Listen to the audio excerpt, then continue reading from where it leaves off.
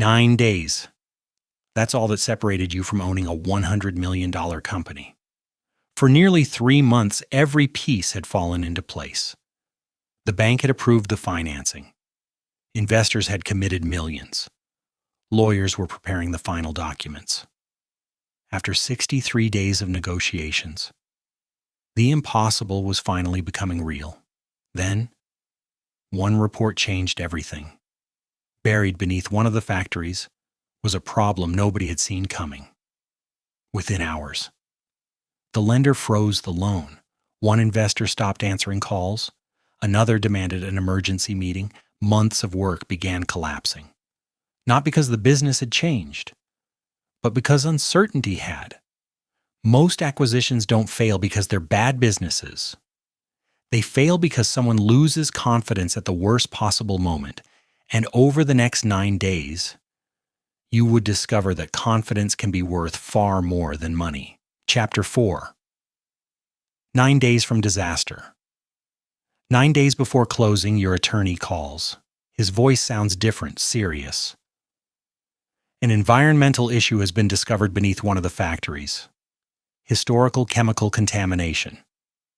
Potential cleanup costs could reach millions. Immediately, the bank freezes financing.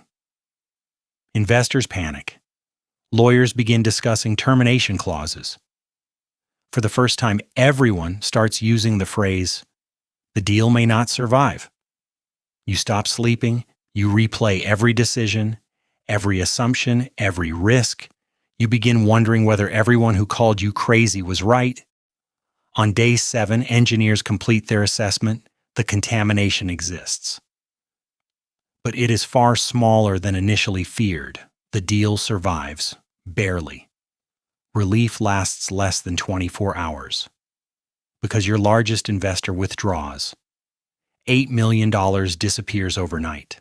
Closing is 4 days away. This time, the deal really is dead.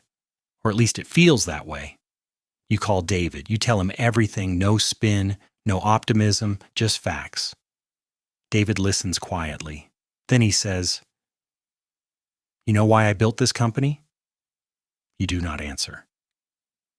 "Because when I was 26, somebody gave me a chance." Long pause. "I'm going to do the same for you." David agrees to finance a significant portion of the purchase himself. That single decision saves the acquisition. 63 days later, everyone gathers in a conference room. Hundreds of pages, dozens of signatures, 40 years of someone's life changing hands.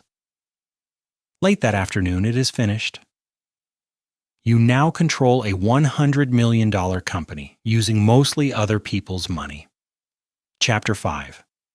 The part nobody ever sees. People hear stories like this and create their own explanations. You had wealthy parents, secret investors, connections, hidden money.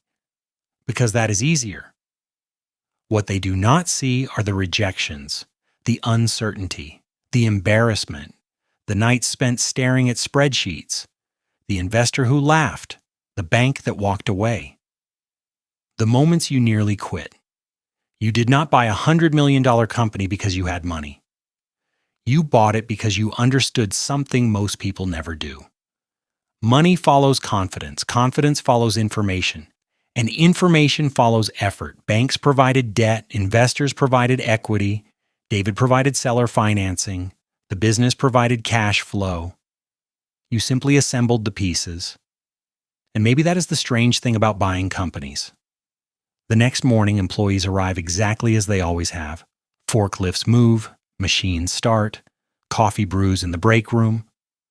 Most employees have no idea ownership changed the day before. The world looks exactly the same. Quiet, ordinary. Except now, somehow, it belongs to you. That is how many fortunes are built, not all at once, not dramatically, but quietly, structurally, and very often, using other people's money. Chapter 6. The first day as owner. People imagine buying a company feels like winning the lottery. It doesn't. The next morning, Shruti, The parking lot fills exactly as it did the day before. Employees grab coffee, machines power on, orders keep arriving, delivery trucks roll through the gates, nobody stops working because ownership has changed. In fact, most employees never even notice. That surprises you. For months, the acquisition consumed every waking hour. Yet the business itself barely acknowledges it. And that's when you finally understand something. Buying a company isn't the finish line. It's the moment responsibility begins. Every payroll now depends on your decisions. Every customer relationship becomes yours to protect. Every employee trusts that the promises made during negotiations will actually be kept. The company doesn't become yours because you signed documents. It becomes yours because everyone expects you to continue what David built. Chapter 7. The lesson nobody talks about.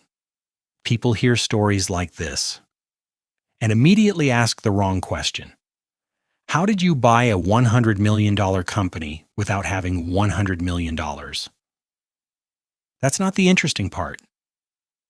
The better question is, why were banks, investors, and even the founder willing to trust someone who didn't have the money? The answer wasn't confidence. Confidence came later. It started with information. You found an opportunity hidden inside an industry change that almost everyone ignored. Then came preparation, months of research, customer meetings, financial models, due diligence. Only after that did trust begin to form. The bank supplied the debt, investors supplied the equity, David supplied the seller financing, the company supplied the cash flow. You didn't create the money. You created enough certainty that other people were willing to provide it. That's how many of the world's largest acquisitions happen. Not because someone writes one enormous check, but because they understand how to assemble capital, manage risk, and earn trust. And maybe that's the biggest lesson of all. The company was never the hardest thing to buy. The hardest thing to earn was the confidence of the people who made the purchase possible. Because in business, money rarely moves first. Trust does, then everything else follows.